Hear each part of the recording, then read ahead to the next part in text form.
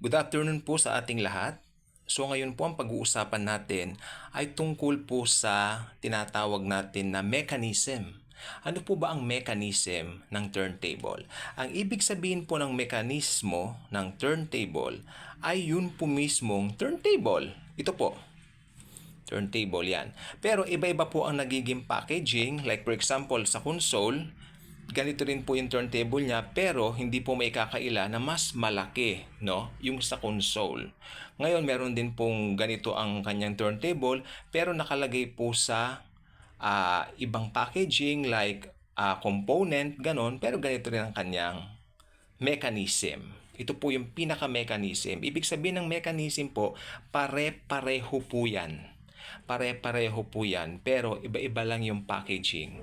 Like ito po ay isang console ng Panasonic. Ayan po siya. Okay? Ito po ay Panasonic. Mapapansin nyo, wala po yang anything. Like for example, wala po siyang radyo, wala siyang AM, FM. Pero, yan. Ito po ang karayom.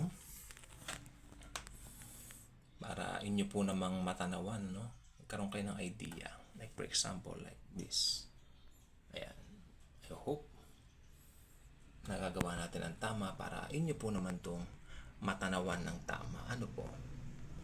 Panasonic Automatic Turntable. Natandaan po nyo, ang tawag po rito ay mechanism lang. Ito po ang mechanism. Nasaan po ang mechanism po rito? Ito pong ito pong buong turntable na yan. Yan po ang mechanism. Ngayon, yung mga kahon na malalaki, pero ganito na ang mechanism, ang tawag po ron console o console. Okay? Doon po ang radyo po nun nakahiwalay, tapos yung isa pong side doon lalagyan po ng mga plaka. Just in case nalilito po kayo, kasi may nagtatanong na iba, bakit di ka pare-pareho naman yan? Kasi po ito ay mechanism. Mechanism po, like this. Ayan. Tignan po natin. Ano ba yung masusumpungan din eh? Ayan o. Made in Japan po ito. Napakaganda. Okay.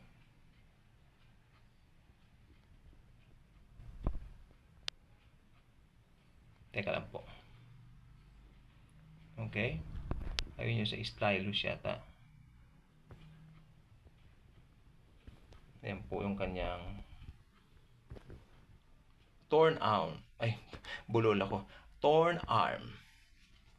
Ito po yung kanyang tinatawag na goma. Atin na pong ilagay. Ayan po. Mechanism. Huwag po sana tayo malilito. Bakit pare-pareho naman? Kasi marami pong nagtatanong, bakit kung National Panasonic, iba-iba kanya, nakalagay minsan sa malaki, pero parehong-pareho ito. Parehong-pareho po ito kasi ito po yung mechanism po niya. Okay? In-explain ko lang po sa inyo para hindi po kayo nalilito at at na magkaroon kayo ng familiarity. Kung halimbawa bibili kayo ng mga turntables, ano po ba ang gusto niyo? Console? Console? Console po yung talagang naglalakihan na mga kahon. May nagbiro nga parang ataul. Ayan, tama nga po naman, laki nun Kasama pa yung dalawang speaker na pagkalalaki. Pero ang lakas po nun. Kaya nasabi ko po yan dahil yung amin pong console dati, National Panasonic din po siya, na solid state. Ganito po yung turntable mechanism po niya. The same. Parehong pareho. Yari po ito sa bakal. Yan. So, napakaganda po na hanggang ngayon po na may ganito po kami, no? Pero balak ko po itong pagawa. Balak po namin pagawa ito pero hindi ko po alam kung kailan. Dahil marami pong inaasikaso. Kasi po talaga nakakatakot naman po yung medyo umusok siya. Pero hindi, maski umusok po, hindi nasira. Tibay. Alam nyo po kung bakit umusok?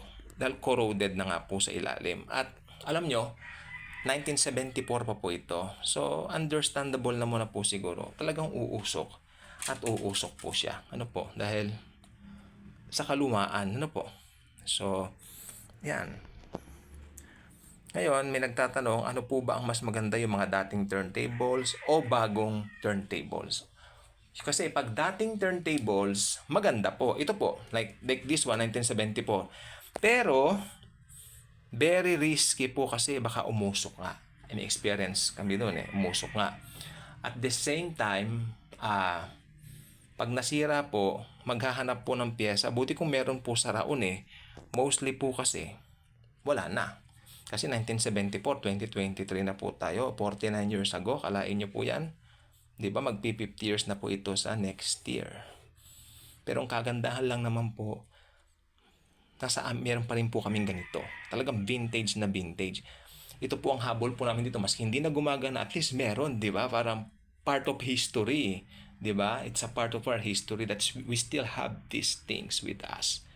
So, kailangan ingatan po talaga natin sa biyaya ng Panginoong Jesucristo.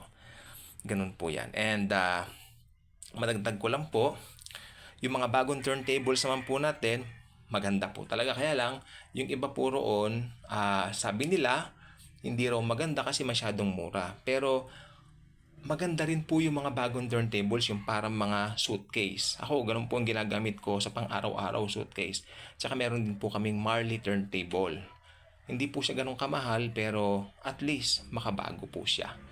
May mga Bluetooth connection po tayo doon. Pero, kung mahilig po talaga kayo sa analog, mamimiss ninyo yung analog sound, ganito po talaga ang hahanapin nyo. Ganito po talaga ang, like for example, mga luma, vintage na mga turntables ang hahanapin po ninyo. Yung mga bago po kasi ngayon, Bluetooth na po yung sound doon. Kaya mostly ang naproproduce na sound doon, maski sa vinyl, may halo na pong digital. Ano po? So, yeah. Maski yung mga ginagamit na speakers ngayon, medyo digital na po siya, digitized na. So, pero kung talagang feel mo yung ganda ng tunog ng analog, go for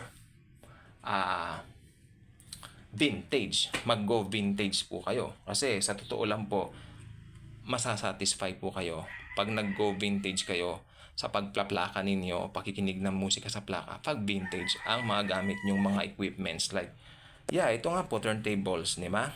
Speakers, ganun din. So, yan. Binahagi ko lang po sa inyo.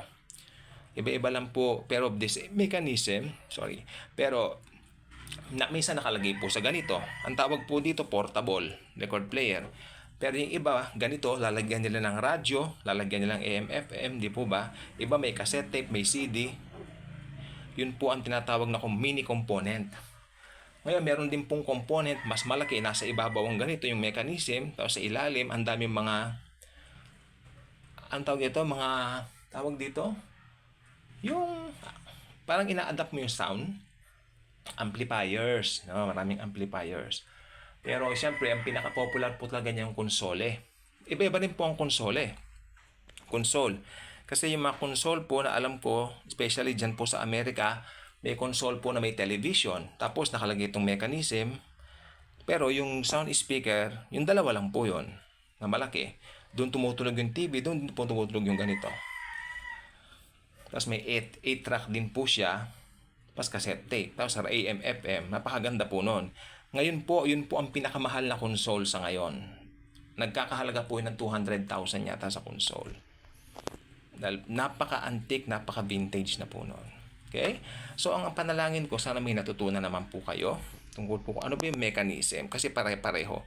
Pare-pareho po, lalo na po noong 1974. Ang dami pong ganito. Halos lahat ng turntables daw, ganito ang itsura. National Panasonic, leading brand. Ang kalaban po nito dati, Radiowell, no? Radiowell. Maganda rin po yung Radiowell, yung mga BSRs nila. Pero maganda naman po lahat. Basta habol mo, makapakinig ka ng magandang musika. Okay? Again, kung hindi pa kayo nakasubscribe sa ating channel, I invite you to do so. Click the notification bell. Share this video. Nang marami po naman tayong senior citizens na mapasaya. At sabihin nila na, wow, di ba? Panahon namin yan. Kasi kami pong mga millennials, medyo bata pa po kami para dito. Naabutan din po namin to, pero pasiraan na po siya during that time. Pero masarap po mag-aral ng history, no? At ang bilihan po ng plaka noon, dyan pa po sa Raon. Kaya po pala, mga parts sa Raon. Pero syempre, sa panahon po natin ngayon, ang mga parts, spare parts sa Raon, yung mga makabagong turntables na rin. Bluetooth speakers.